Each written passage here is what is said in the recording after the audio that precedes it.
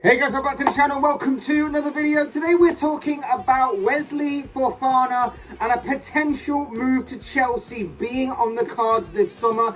This is news of a story that has snowballed a lot in recent days, that Chelsea have been looking at other centre-back options after being rejected, obviously, on missing out on Jules Koundé, and they have decided to land on one Wesley Fofana. He has appeared on the Blues' radar. He is set to be the subject of the next seemingly transfer saga in what has been a seemingly long summer for Chelsea in terms of their pursuit of certain targets. But according to David Ornstein of The Athletic, he has stated that Chelsea are putting the wheels in motion as they try and push for a deal for Wesley Fofana of Leicester to go ahead. But it might be a difficult deal to pull off, and that is obviously what today's subject of the video is going to be about. Chelsea and their pursuit of Wesley Fofana.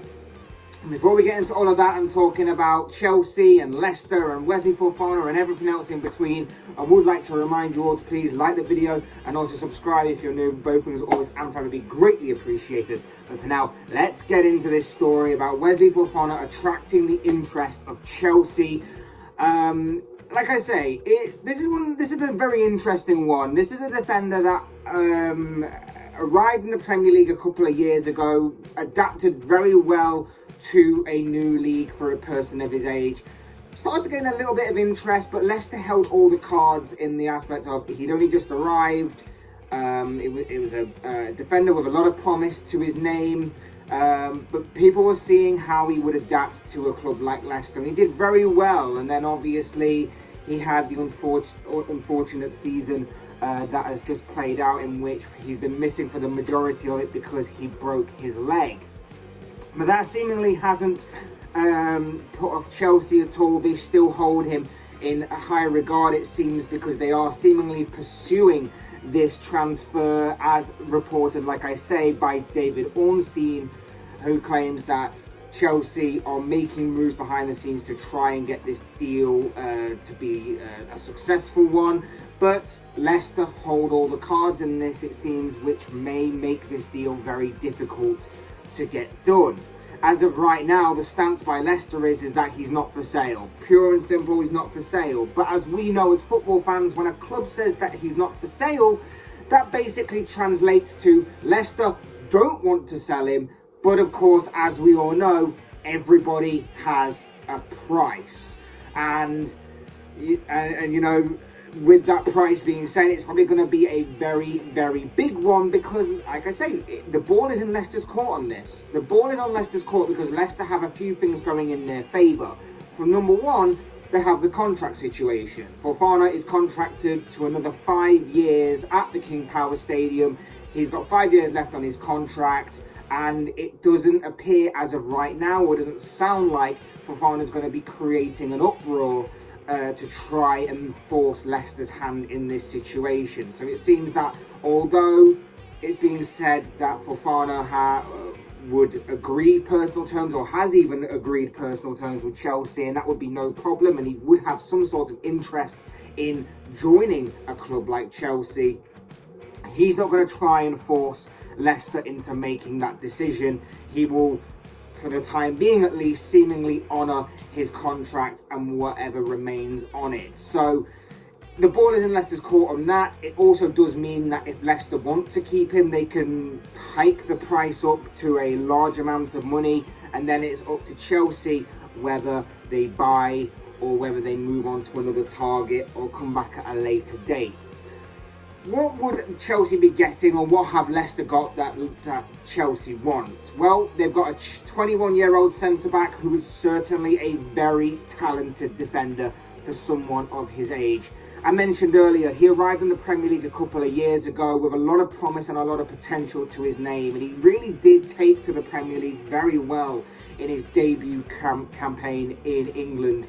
He adapted very well and very quickly to a new league, and as I keep mentioning, for someone of his age back then, of 19, he was a very, very good defender and was one of the standout performers of Leicester for that 2020-2021 season.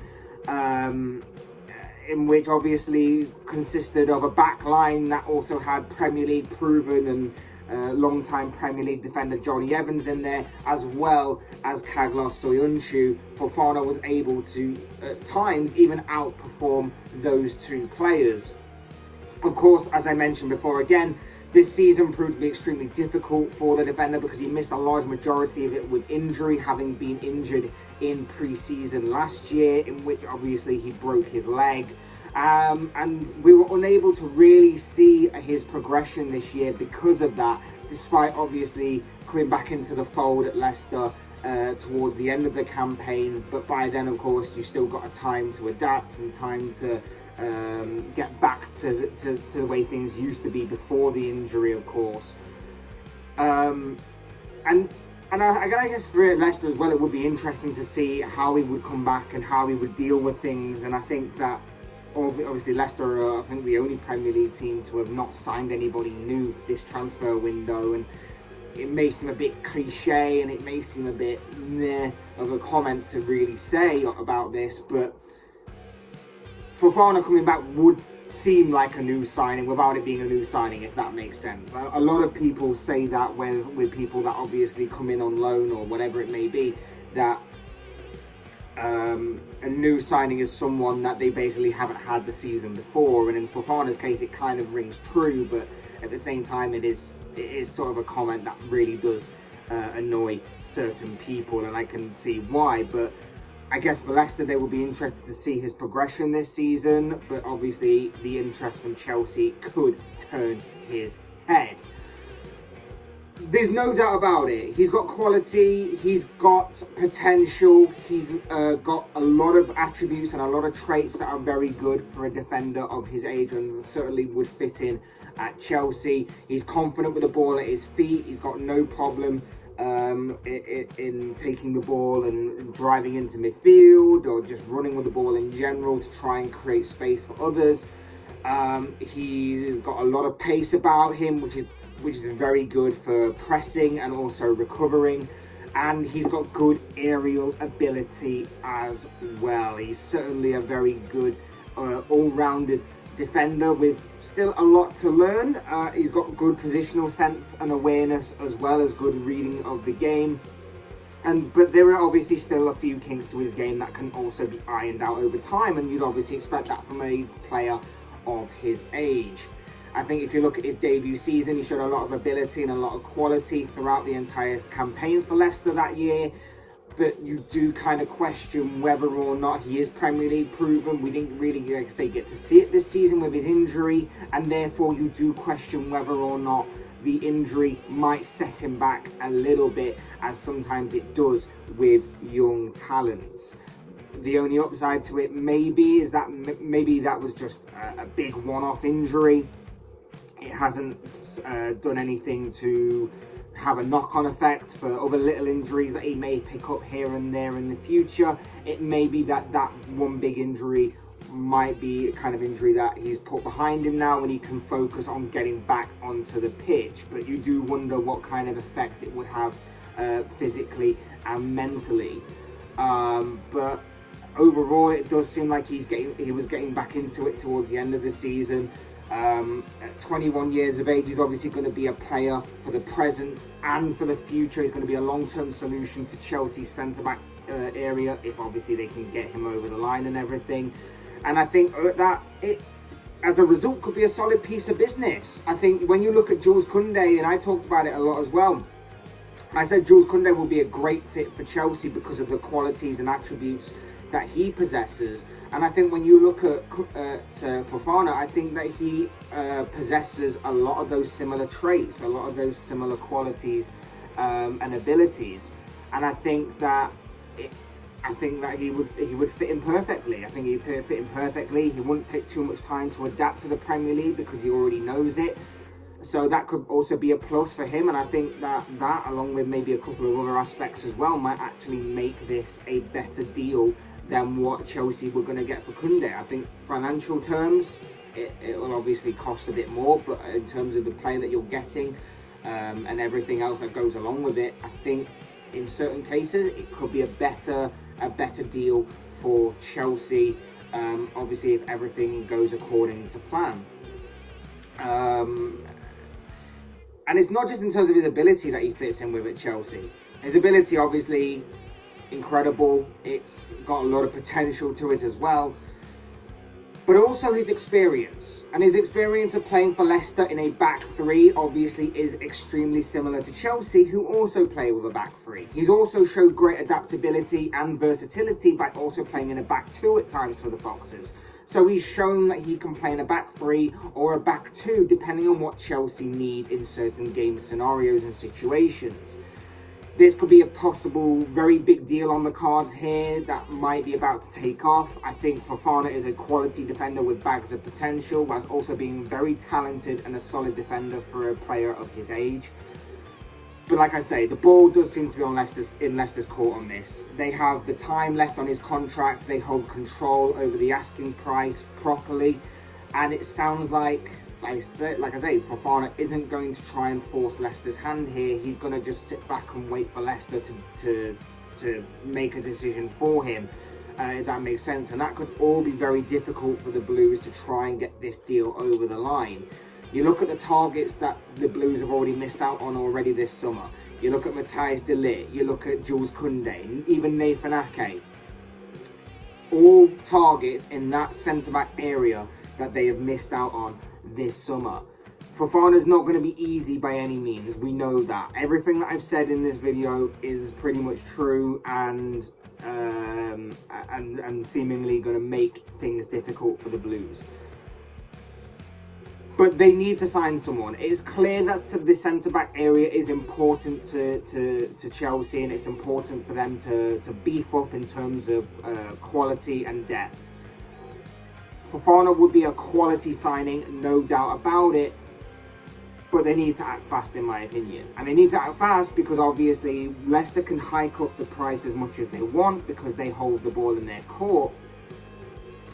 But if you look at the centre-backs that have been flying around all summer in terms of moving clubs and everything, you look at the targets that Chelsea have missed out on, you'd have to argue that maybe that pool of centre-backs is drying up a little bit.